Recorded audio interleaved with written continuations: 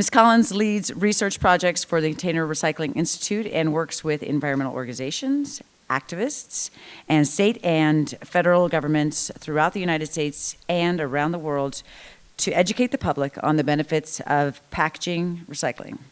Susan will share with us why the California Beverage Container Program needs our help. Please welcome Susan Collins. This is your forward button, and that's your pointer. Super, thank you. Thank you. I am so pleased to be here at the NCRA Recycling Update. I've been wanting to come for years, and this is my first time, and I'm hooked. I'll definitely be coming back.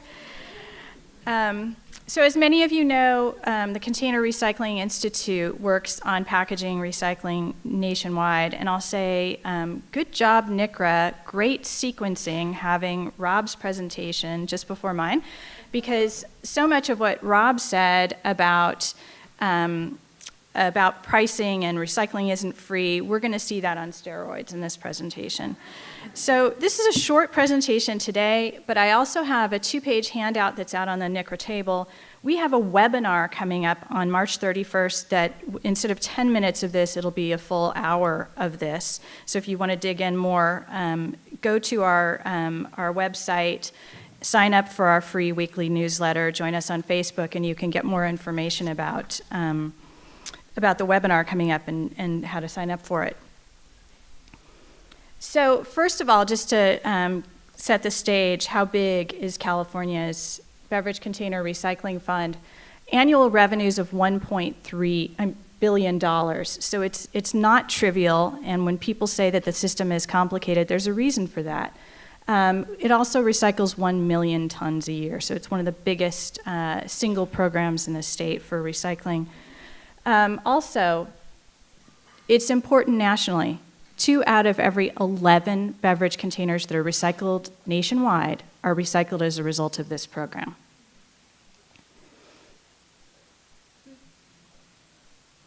So scrap values have been trending down since 2012, all 3 container material types in California.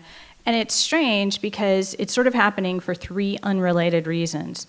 PET plastic has been dropping scrap prices mainly due to the cost of oil. Oil prices have been going down, and that's the primary precursor material to PET plastic. Mixed glass has really been affected by the change in the commingled rate that occurred at the end of 2013 with more glass going into curbside and that having a far lower value, scrap value. And then aluminum cans, a crazy situation with overproduction in China and dumping on the US market has dramatically affected that, as well as some strange things happening with storage of materials held by major banks in Chicago last year. And both of these are the subject of worldwide investigations with the trade organizations. So 3 unrelated things, all 3 major commodity types that are in the beverage container program, all 3 tanking at the same time, which is not good news for the redemption centers. And the reason is about 30% of the revenue for redemption centers is based on the commodity prices. So if you had 30% of your revenue coming from a source where it was just tanking, that would hurt you no matter what business you're in. So redemption centers are really the canaries in a coal mine when it comes to scrap prices. So we knew all of this was happening. And we knew that this was happening too. There's a gap between the top line, the solid line, is what Cal Recycle projects the scrap price to be, and then the dotted line below is what the scrap price actually is. And the gap between those 2 lines is the revenue that the redemption centers are missing out on. So we knew this phenomena was happening, but we didn't know what that meant in terms of total value or total effect to the redemption centers until we did months and months of number crunching. This explains it on a per ton basis. This is the micro level. So on a per ton basis, the cost of recycling is calculated to be $439.61 per ton, and the calculated payment is $198. So Cal Recycle pays that payment to the redemption centers, and in addition, the scrap value they get is $199 a ton. But that still leaves them with a $42 shortfall per ton, and these are the corrected prices that just came out. It was a $70 shortfall for the first quarter of this year. So that's what it looks like on a per ton basis. But what does that mean for all of the redemption centers, for all of the tons, for PET, for glass added up?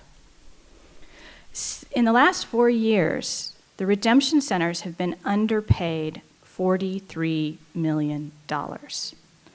So if you know, and you do from some of the latest news releases, that 200 redemption centers were closed, and there was a press release in late January. What you don't know is that another 200 of them quietly closed in 2015. And that's 20% of our redemption centers statewide.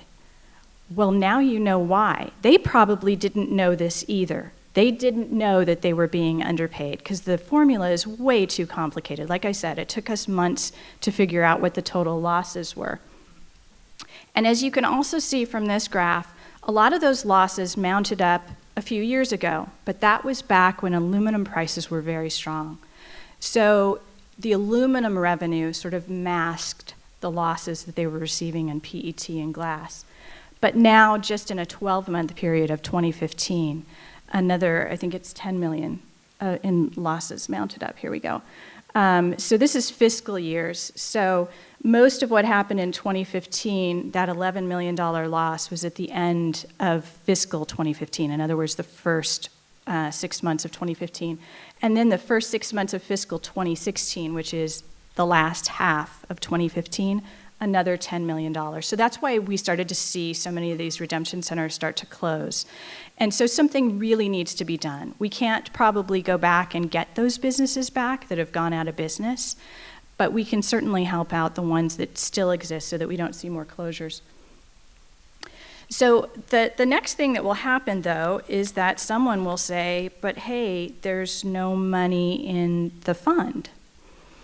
And I would say back to that, gosh, I really don't know. As much as I read and reread the quarterly financial reports that come out of CalRecycle, I generally end up with a list of 20 to 30 questions that I submit in writing to CalRecycle at the end of reading the report to ask for clarification. And this is clear, right?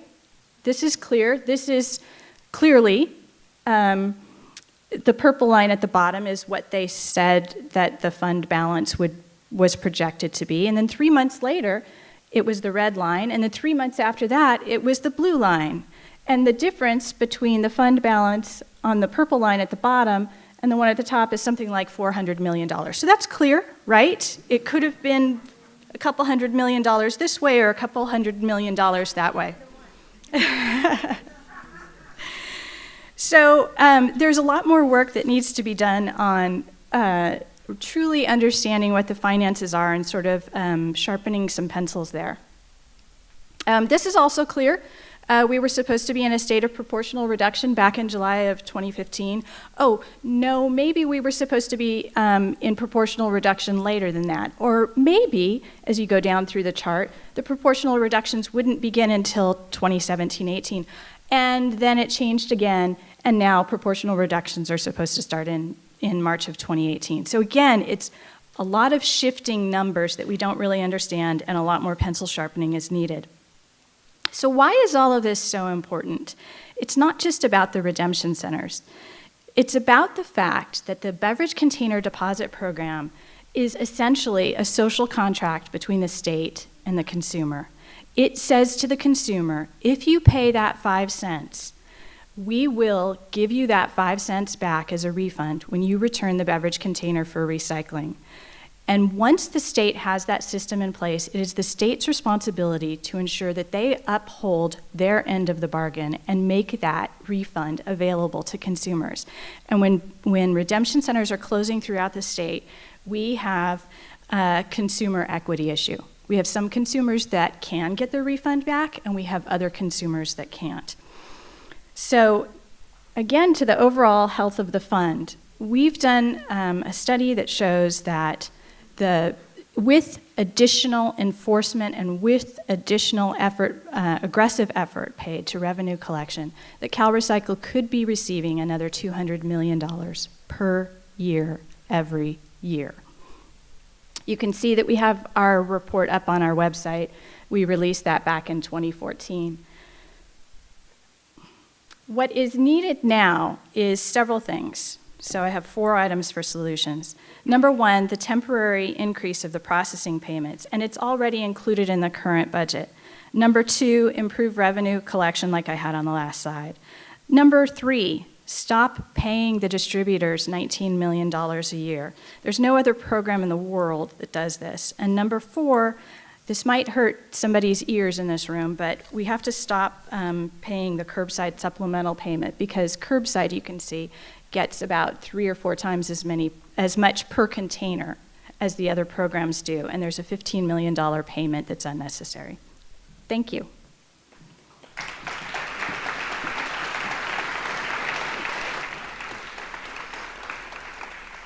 David, and then Arthur.